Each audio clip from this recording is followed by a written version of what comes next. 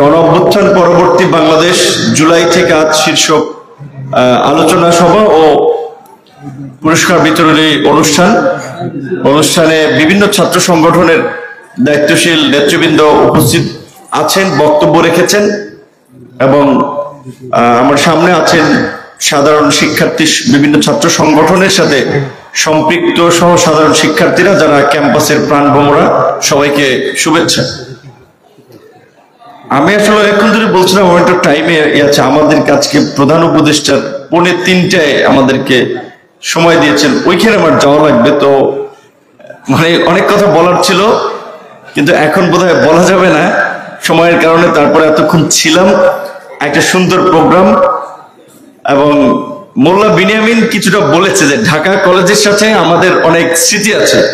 ঢাকা বিশ্ববিদ্যালয়, Eden college, বিশেষ করে 3টা প্রতিষ্ঠানের অনেক কর্মকাণ্ডে সম্পৃক্ততা আছে। ছাত্রদের বিপদে হোক কিংবা ছাত্রীদেরও সমস্যায় হোক, দেখা যায় পরিচিত থাকার সুবাদে এক ক্যাম্পাসের শিক্ষার্থীরা তাদের বন্ধু বান্ধব, ব্যাচমেট, একই এলাকার বিভিন্ন কারণেই একটু কাছাকাছি যোগাযোগ থাকে। সো ঢাকা কলেজের অনেক স্মৃতি আছে। তার মধ্যে বিনিয়ামিন 2018 সালের কোটা সংস্কার আন্দোলনের কথা বলেছিল। আসলে এটা তখন আমরা 8ই এপ্রিল 2018 সালে, আপনারা যদি ওই আন্দোলনের যাদের স্মৃতি মাথায় আছে কিছুটা ঘটনাগুলো, 8ই এপ্রিল আমাদের একটি পদযাত্রা কর্মসূচি ছিল। ওই দিন সংসদ চলছিল, আমাদের নাম ছিল পদযাত্রা, কিন্তু আমাদের প্ল্যান ছিল যে আমরা শাহবাগ অবরোধ করে বসে যাব এবং আমরা সংসদকে বাধ্য করবো একটা ঘোষণা দেওয়ার জন্য।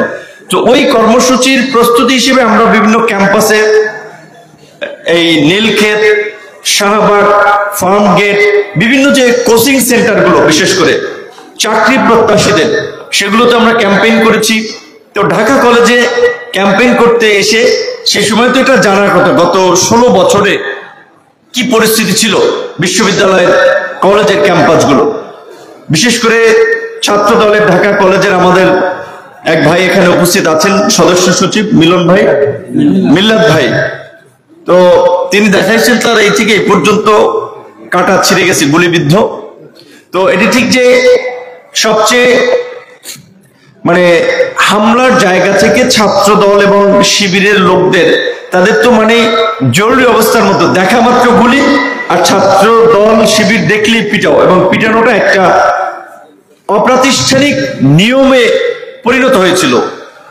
আর আমরা যখন 2018 সালে এই কোটা সংস্কার আন্দোলনের মধ্যে দিয়ে ক্যাম্পাস ভিত্তিক কর্মকাণ্ডে অংশগ্রহণ করি, সেই সময় হয়তো ছাত্র দলের নেতা কর্মীরা অনেকেই আমাদের সাথেও ছিল, শিবিরের অনেকেই ছিল। যেহেতু আমরা যে কোনো পরিস্থিতির কারণে হোক, যে কোনো প্রক্রিয়ায় হোক, একটা আন্দোলনের মধ্যে দিয়ে কিছু ছাত্ররা একটু শিক্ষার্থীদের মাঝে নন ফেস হওয়ার ফলে ওরা হয়তো চিন্তা করছে যে 2-1বার চেষ্টা করেছে হামলা করে, হুমকি দিয়ে ক্যাম্পাস থেকে বিতাড়িত করার, কিন্তু যখন দেখেছে পারে নাই, তখন অনেক সময় হামলা মামলা করেছে, ধাক্কাধাক্কি করেছে, অপমান অপদস্থ লাঞ্ছিত করেছে। আবার অনেক ক্ষেত্রে মানে কিছুটা হাল ছেড়ে দিয়েছে যে না, এদেরকে মারলেও এরা যাবে না। আর বিশেষ করে 2019-এ ঢাকা বিশ্ববিদ্যালয়ের ডাকসু নির্বাচনে, ডাকসুর ভিপি হওয়ার পরে এবং সমাজসেবা সম্পাদক আক্তার হয়েছিল। সো আমাদের একটা প্রাতিষ্ঠানিক ক্যাম্পাসের পরিচিতি থাকার সুবাদেও আসলে ছাত্রলীগ হয়তো কিছু কিছু ক্ষেত্রে একটু হিসাব করতো যে বারবার এদের সাথে কিছু হইলে পত্রপত্রিকায় নিউজ হয়, ন্যাশনাল মিডিয়ায় নিউজ হয়, অনেক কারণে কিছু কিছু সময় ধাক্কাধাক্কি করেছে, মারামারি করেছে, আবার কিছু সময় সরে গিয়েছে। তো সেই ছাত্র অধিকার পরিষদের সেই পথ চলাটা আজকের এই গণ অভ্যুত্থানের পটভূমি তৈরিতে আমি মনে করি একটা বড় ধরনের সহায়ক ভূমিকা পালন করেছে। এবং বিশেষ করে এই গণ অভ্যুত্থানের ক্ষেত্রে যেই নন ফেস বা লিডার যাদেরকে দেখতে পাচ্ছেন, এটা অনেকেই জানেন যে তাদের অনেকেরই রাজনৈতিকভাবে হাতে খড়ি এবং তাদের রাজনৈতিকভাবে গড়ে ওঠাটা এই ছাত্র অধিকার পরিষদের মধ্যে দিয়ে। তো সেই ছাত্র অধিকার পরিষদের আজকে ঢাকা কলেজের প্রোগ্রাম আমার জন্য একটা সম্মানের, যে এখানে আমি প্রথমবারের মতো এই ধরনের আনুষ্ঠানিক কোনো প্রোগ্রামে আসতে পেরেছি। এর আগে রোজা একটা প্রোগ্রামে ওরা বলেছিল আসা সম্ভব হয় নাই, এবং আমি ধন্যবাদ জানাই যে বিশেষ করে যারা আজকে উপস্থিত হয়ে অংশগ্রহণ করে আজকের এই অনুষ্ঠানকে প্রাণবন্ত করেছেন। নাজমুল ঢাকা কলেজের শিক্ষার্থী এবং আমাদের যে ছাত্র সংগঠন ছাত্র অধিকার পরিষদের সাধারণ সম্পাদক, সভাপতি বিনিয়ামিন ঢাকা বিশ্ববিদ্যালয়ের পাবলিক অ্যাডমিনিস্ট্রেশনের ছাত্র। তারা দুজনেই 18 সালের কোটা সংস্কার আন্দোলনে গুরুত্বপূর্ণ ভূমিকা পালন করেছিল। নাজমুল কয়েকবার আসলে মানুষ যে রেটরিক ব্যবহার করে অনেকের ক্ষেত্রে, যে মৃত্যুঞ্জয়ী ছাত্রনেতা, সেটা যদি আমরা ব্যবহার করি, আমরা ঢাকা কলেজের সদস্য সচিব এই ভাইয়ের কথা, কারণ যেভাবে গুলি এইখান থেকে আরেকটা এদিকে আসলে তো বাঁচা মরা নিয়ে শঙ্কা ছিল, এই সমস্ত মানুষকে আমরা বলতে পারি। নাজমুল আরো যদি কেউ আহত হয়ে থাকেন, আমি সরি সবার কথা জানছি না, যে কারণে আমি বলতে পারছি না, তার এটা হাতটা দেখালে এখানে বললাম। এবং নাজমুল প্রথম কোটা সংস্কার আন্দোলন 18 সালে কয়েক দফা মাইর খায়, কারণ আপনারা জানেন যে ছাত্র লীগের কুলাঙ্গারের, আমি কুলাঙ্গারই বলবো, যে কারণ আপনারা দেখেছেন 2018 সালে 30 জুন লাইব্রেরির সামনে আমাদের একটি সংবাদ সম্মেলন ছিল। সেদিন কিভাবে হিংস্র জন্তু জানোয়ারের মতো হামলে পড়েছিল আমাদের কয়েকজনের উপরে। তো ওই 18 সালের আন্দোলনেও কয়েকবার আহত হয়েছে। তারপরে 2019 সালের ডাকসুতে যে ভয়াবহ একটি নারকীয় তাণ্ডব চালিয়েছিল ছাত্রলীগের তৎকালীন সভাপতি আপনার সঞ্জিত বিশ্ববিদ্যালয়ের সেক্রেটারি ছিল সাদ্দাম এবং রাব্বানি শোভন, তাদের যৌথ প্রযোজনায় আপনারা দেখেছিলেন। সেই আন্দোলনে নাজমুল ঢাকা কলেজের শিক্ষার্থী, কিন্তু যেহেতু সবসময় আমার খুব কাছেই আমাদের কয়েকজন, আমরা যারা কোর গ্রুপের ছিলাম, হাঁটা চলা পরিকল্পনা আড্ডা, তার মধ্যে নাজমুল একজন। সেই সময় সে গুরুতর আহত হয়েছিল। সেকেন্ড, তখন তার বাবা আসলে তাকে খুব বুঝিয়েছিল যে এইভাবে বাবা তোমরা কতদিন টিকবা মায়ের খেয়ে, মানে খুব পরিবারের একটা উদ্বিগ্ন হয়েছিল। দ্বিতীয়ত, এই আন্দোলনের মধ্যে ওই যে বলছে একটা রিউমার অনেক হচ্ছে নাজমুল শেষ। তো নাজমুলকে আমি সবসময় বলেছিলাম, যেহেতু ওরা 18 সালে এক্সপিরিয়েন্স আছে ওদেরকে, বিনিয়ামিনকেও বলেছিলাম যে তোমাদের আন্দোলনের ফ্রন্টে থাকার দরকার নাই, লিডিং এ থাকার দরকার নেই, তাহলে আগেই ছাত্রলীগ এটাকে ট্যাগিং করবে, যেটা বিপিনুরের ছেলেরা করছে, লোকেরা করতেছে, সরকার বিরোধী আন্দোলন। কাজী যারা একটু কম পরিচিত সাধারণ শিক্ষার্থী যারা, তাদেরকে সামনে রেখে তোমরা আন্দোলনটা করো, কারণ এই আন্দোলনের উপরে আমাদের একটা লিগেসি আছে। আমরা যে রাজনীতি করছি আজকে, যে অধিকার পরিষদ, সেটা ছাত্র অধিকার পরিষদ, যুব অধিকার পরিষদ কিংবা মূলদল আমাদের গণ অধিকার পরিষদ, এই অধিকার পরিষদের লিগেসিটা হচ্ছে এই 18 সালের কোটা সংস্কারের আন্দোলন থেকেই তাদের রাজনৈতিক উত্থান বা রাজনৈতিক অগ্রযাত্রা। কাজী এই কোটা যদি ফিরিয়ে আনে, তাহলে তো আমাদের রাজনীতি থাকে না। এবং আনুষ্ঠানিকভাবে শেখ হাসিনার গত 1.5 দশকের ফ্যাসিবাদের মধ্যে এই জুলাইয়ের পূর্বে আমরা তাকে ছাত্রদের কাছে সারেন্ডার করা বা নাকে খত দিতে বাধ্য করেছিলাম। কারণ আপনাদের মনে আছে যে তিনি তো যেভাবে ঔদ্ধত্যের সাথে কথা বলতেন, কোনো দাবি দেওয়া আন্দোলন কি তোয়াক্কা করতেন না। সেখানে 2018 সালে আমরা কিন্তু সংসদে তাকে বাধ্য করেছিলাম, সে ঘোষণা দিয়েছিল কোটাই থাকবে না, যদিও এইটা সে একটা প্রতারণা করেছিল। আবার আমরা আন্দোলন করেছি, সেই মরা আন্দোলন কে চাঙ্গা করার জন্য বা জীবিত করার জন্য ঢাকা কলেজ সহ 7 কলেজের শিক্ষার্থী, মধুভাই এখানে নাই, গণফোরাম করে মধুভাই সহ নাজমুল, অনেকে তাদের 7 কলেজের শিক্ষার্থীদের, রেদওয়ানুল্লাহ আছে, ওদের একটা বড় ভূমিকা ছিল ঢাকা বিশ্ববিদ্যালয়ের পাশাপাশি। নাজমুল যদি ঢাকা বিশ্ববিদ্যালয়ের শিক্ষার্থী হতো, তাহলে বোধহয় ও যে স্যাক্রিফাইস এবং এই আন্দোলনে যে রোল, তাতে হয়তো সে উপদেষ্টা হতো। কারণ প্রতিষ্ঠানের কারণে মায়ের খেয়ে গেছে, সত্যিকার হচ্ছে যেটা। এই আন্দোলনে ঢাকা কলেজে অবশ্যই ছাত্রদল, শিবির, সব ছাত্র সংগঠন, ছাত্রফ্রন্ট, বাম, টান, সবাই আপনারা এই ভূমিকা রেখেছেন, কিন্তু অর্গানাইজিং এর ক্ষেত্রে নাজমুল পেছন থেকে সামনে থেকে একটা বড় ভূমিকা রেখেছে। এবং এই আন্দোলনে যেহেতু নাজমুল সহ কয়েকজনের সাথে আমার মোল্লা বিনিয়ামিন সহ একটা কন্টিনিউয়াস যোগাযোগ, আমি তাদেরকে সবসময় বলেছিলাম আন্দোলন কোনোভাবেই থামানো যাবে না। এই সমন্বয়ে যদি কয়েকজন আলোচনায় যায়, তোমরা বাকিদের সাথে আলোচনা করো, ওটাকে রিফিউজ করে আন্দোলন চালিয়ে যেতে হবে, যেটা 2018 সালে আমাদের একটা অভিজ্ঞতা ছিল। সো এখন সত্যিকার অর্থে এটা আমি বলতে চাই না, কারণ আমি নেতিবাচক আলোচনা করতে আমার মন চায় না, এবং এই কথাগুলোতে আমি দূরে থাকতে চাই। কিন্তু এটা ঠিক যে হয়তো মানে ঢাকা কলেজের শিক্ষার্থী এবং পরিষদের সাথে থাকা নানান কারণে নাজমুল তার যথেষ্ট মূল্যায়নটা পায় নাই। তো আশা করি রাজনীতিতে একটা লং জার্নি, রাজনীতিতে কোনো শর্ট কোর্স নাই, সংক্ষিপ্ত ভাবে সফল হওয়ার রাস্তা নাই। রাজনীতি আপনার ডেডিকেশন, কমিটমেন্ট নিয়ে আপনি লেগে থাকবেন, আপনি মূল্যায়িত হবেন। দেখেন আজকে বিএনপির কথা ধরেন, বিএনপির তারেক রহমান অত্যন্ত একটা ক্রিটিক্যাল সময়ে বাধ্য হয়ে দেশ ত্যাগ করেছেন। তিনি যদি 16 বছরে বিএনপির হাল না ধরতেন, আওয়ামী লীগের সাথে যদি কম্প্রোমাইজ করতেন বা বিভিন্ন ভাবে মানে হাল ছেড়ে দিতেন, তাহলে আজকে যে বিএনপির ব্যাপক একটা সম্ভাবনা তৈরি হয়েছে এটি কিন্তু তৈরি হতো না। এবং উনি নিজে যেই পরিস্থিতির মধ্যে দিয়ে গিয়েছেন, তারপরে হাল ধরে রেখেছেন। আজকে কিন্তু অলিখিত ভাবেও সরকারও কিন্তু এটা বোঝে দেশ চালাতে হলে তার 1 নম্বরে বিএনপিকে প্রায়োরিটি দিতে হচ্ছে, এটা বাস্তব। সেকেন্ড হচ্ছে, এখানে যেই জামাত নিষিদ্ধ ছিল, জামাত শিবির প্রকাশ্যে একটা প্রোগ্রাম করতে পারতো না, মিছিল মিটিং করতে পারতো না, তারাও প্রায়োরিটি পাচ্ছে। তারপরে যাই হোক অন্যরা প্যারালালি মূল্যায়ন পাচ্ছে। সো এইটা বলছি যে এই সংক্ষিপ্ত সময়ে আক্ষেপের কিছু নাই যে আমরা এই সময় পেলাম না বা এই সময় মূল্যায়নটা পেলাম না। রাজনীতিতে যদি আপনি লেগে থাকেন, ওই যে বলছে যে রাজপথের ঘাম এবং রক্ত কখনো বেইমানি করে না, শুধু তারা মূল্যায়ন পাবে। তো যেটা বলছিলাম যে অনেক কথা বলার ছিল, কিন্তু আমার সময়ের কারণে সংক্ষেপ করতেছে। সর্বশেষ যে কথাটা আমি বলতে চাই, আজকের আলোচনার কেন্দ্রিক যে জুলাই থেকে আজ, জুলাইয়ে যে আমাদের স্পিড এবং আকাঙ্ক্ষা ছিল, এটা আপনারা সবাই জানেন। এই ফ্যাসিবাদী রাষ্ট্র এবং স্বৈরাচারের পতনের মধ্যে দিয়ে আমরা আমাদের পছন্দের, আমাদের আকাঙ্ক্ষার একটা বাংলাদেশ, একটা সমাজ, একটা রাষ্ট্র, একটা রাজনৈতিক পরিবেশ তৈরির জন্য আমরা দলমত নির্বিশেষে সবাই রাজপথে নেমেছিলাম।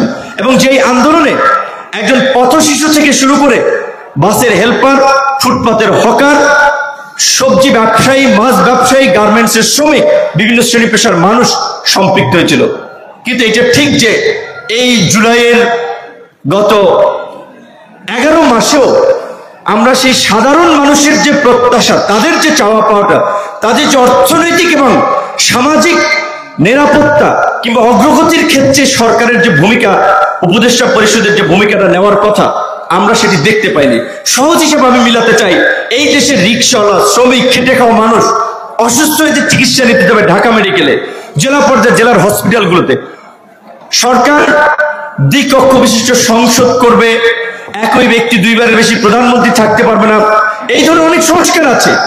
কিন্তু মানুষের যে প্রাত্যহিক এবং সাধারণ খেটে খাওয়া মানুষের সামনে যে দৃশ্যমান কিছু পরিবর্তনের সুযোগ এই সরকারের ছিল, সেটি আমরা খুব বেশি সরকারকে দেখতে পাই নাই। যে আমরা হচ্ছে হসপিটালগুলোতে, যদি এটা হইতো যে এই পরিস্থিতির পরে বাংলাদেশের হসপিটালগুলোর অন্যরকমের পরিস্থিতি, ডাক্তাররা কেয়ার দিচ্ছে, মানুষ যাওয়া মাত্রই ভর্তি হতে পারছে, চিকিৎসা পাচ্ছে, সেটাকে পরিস্থিতি কিন্তু আমরা দেখতে পাচ্ছি না। আমরা যদি দেখতাম সরকারি অফিস আদালতগুলোতে আপনি যেমন কাস্টমার কেয়ারে ফোন দিলে তারা বলে, বলুন স্যার কিভাবে আপনাকে সহায়তা করতে পারি, ওইভাবে ইউনো, ওসি, ডিসি, এসপিরা যদি জনগণের প্রতি সম্মান দেখে বলতো, স্যার বলেন আপনার জন্য কি করতে পারি, কারণ তো পিপল সার্ভেন্ট, তারা জনগণের সেবক, তারা জনগণের মালিক না। জনগণের ভ্যাট ট্যাক্সের পয়সায় তাদের বেতন হয়, গাড়ির তেল হয়, এবং জনগণের সেবা করার জন্য তারা এই সমস্ত প্রতিষ্ঠানগুলোতে বসে আছে। তো এইখানে যদি আমরা একটা ব্রেক থ্রু করতে পারতাম, মানুষ দেখতো যে এই গণঅভ্যুত্থানের পরবর্তী নোবেল লরিয়েট, আন্তর্জাতিক খ্যাতি সম্পন্ন আমাদের প্রধান উপদেষ্টা ডক্টর ইউনূসের সরকার বাংলাদেশের এই যুগান্তকারী পরিবর্তন করেছে। দেখ, এই সমস্ত পরিবর্তন কিন্তু হয় না। এইখানে আপনারা বক্তারাও বলেছেন, আমি রাজনৈতিক নেতৃত্ব অনেক আলোচনায় যাই, অনেকের আলোচনায় এই হতাশার গল্পগুলো উঠে আসে। যেই কারণে আমি সর্বশেষ আমার কথাটা আমি এভাবে শেষ করতে চাই, ওই কবিতার 3টা আপনার লাইনের মতো, ওরে নবীন, ওরে আমার কাঁচা, ওরে সবুজ, ওরে অবুজ, আদমরাদের ঘামেরে তুই বাঁচা।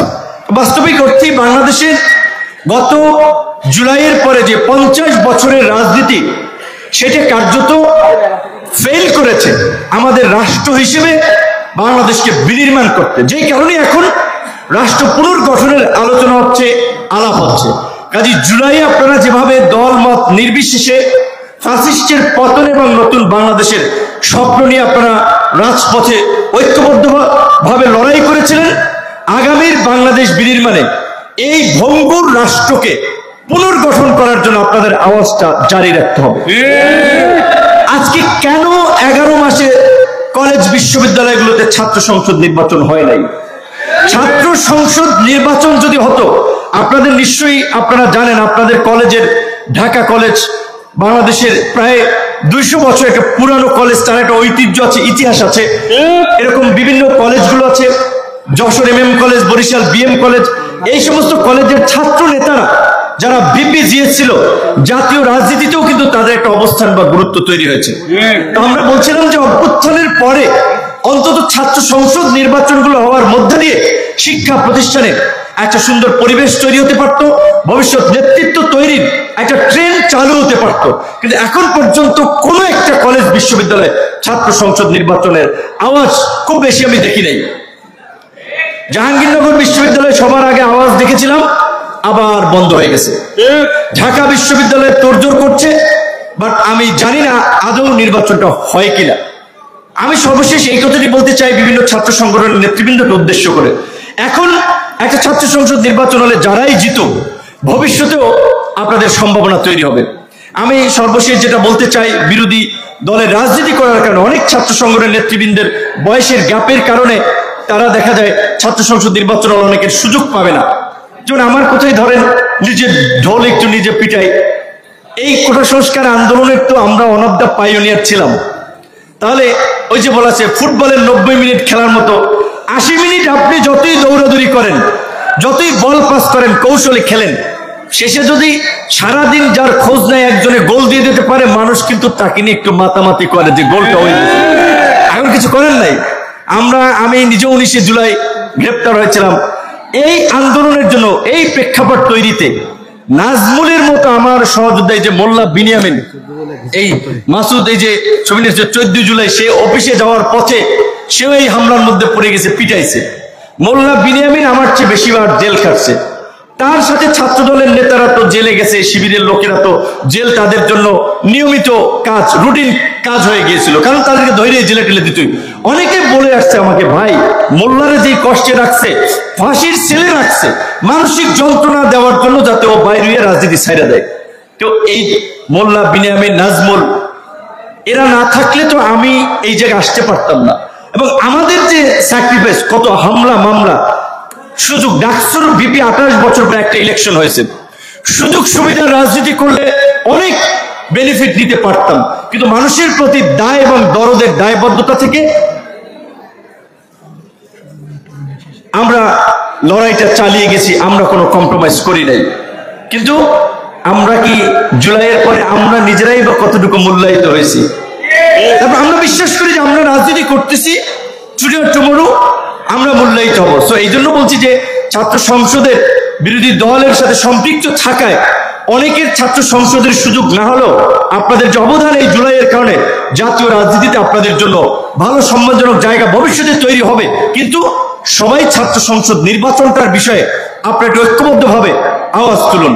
আজকে আমি সত্যিকার অর্থে বক্তব্য দিতে গেলে আশপাশে ওরা থাকলে অনেক সময় ইমোশনাল হয়। যেমন ওরা, এই মাসুদ 2018 সাল থেকেই আমার সাথে ছিল, নোমান, নাহিদ, এই গোপালগঞ্জ ছিল, বুঝাই তোর বাড়ি গোপালগঞ্জ, কিন্তু ওরা ছাত্র অধিকার পরিষদ করতো গোপালগঞ্জ থেকে, চাপাই। তো আমার সাথে কিছু ছাত্র তরুণরা ছিল বিধেই কিন্তু আমার সাহসটা ছিল।